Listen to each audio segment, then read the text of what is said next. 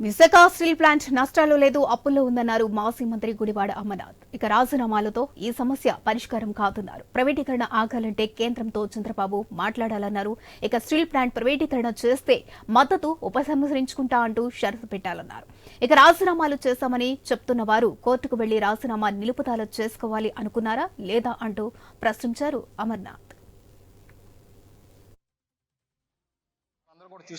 Visakhapatnam steel plant ప్రైవేటీకరణ అనేటువంటి అంశం ఈ రోజు కాదు, దాదాపు కొన్ని సంవత్సరాలుగా ప్రైవేటీకరణ వ్యతిరేకంగా జరుగుతున్నటువంటి పోరాటాలు కానీ లేదా ప్రైవేటీకరణ అనేటువంటి అంశం మీద ఉమ్మడి తెలుగు రాష్ట్రాలకు సంబంధించినటువంటి ప్రజలు ఏ రకంగా ఒక సెంటిమెంట్ గా తీసుకున్నారు అనేటువంటిది మనందరం చూసాం. ఇదేదో ఒక నియోజకవర్గానికో ఒక ప్రాంతానికో ఒక జిల్లాకో సంబంధించినటువంటి సమస్య కాదు. ఈరోజు విశాఖపట్నం అంటే ఉక్కు నగరంగా పేరుగాంచిందో మనందరం కూడా చూసాం. దానికి ఎంతమంది బలిదానం జరిగిందో, ఎన్ని పోరాటాలు జరిగినాయో, ఎన్ని సంవత్సరాలు దశాబ్దం పాటు ఏ రకంగా పోరాటం జరిగిందో ఈరోజు ఒక గొప్ప అవకాశం.